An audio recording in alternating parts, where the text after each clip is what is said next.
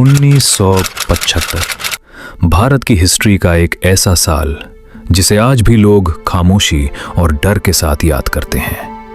उस वक्त जिंदगी बिल्कुल नॉर्मल थी। लोग अपने काम पर जाते थे, बाजार खुले रहते थे और हर तरफ एक आम सी शांति थी।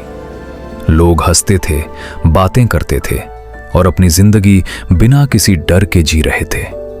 सबसे बड़ी बात, लोग अपनी बात खुल के कह सकते थे क्योंकि उनके पास बोलने की आजादी थी।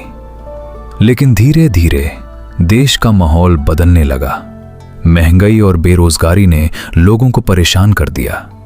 गुस्सा बढ़ने लगा और ये गुस्सा सड़कों पर नजर आने लगा। छोटे छोटे प्रोटेस्ट शुरू हुए जहां लोग अपनी आवाज उठाने लगे। ये प्रोटेस्ट धीरे धीरे बढ़ने लगे और देखते ही देखते एक बड़े आंदोलन में बादल गए।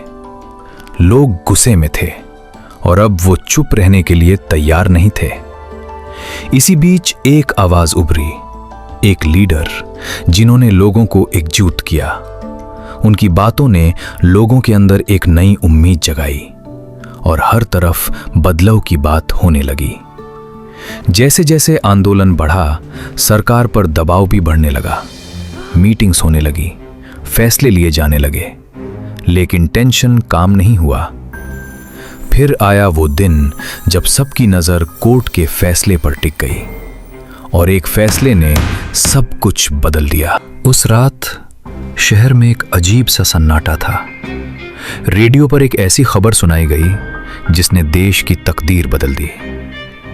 इमरजेंसी लागू कर दी गई। एक ही पल में लोगों के अधिकार सीमित हो गए।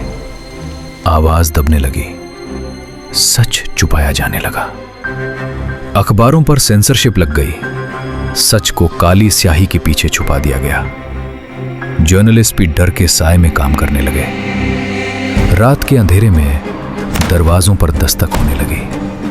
पुलिस बिना किसी वार्निंग के लोगों को घर से उठाने लगी। हजारों लोगों को बिना वजह गिरफ्तार कर लिया गया।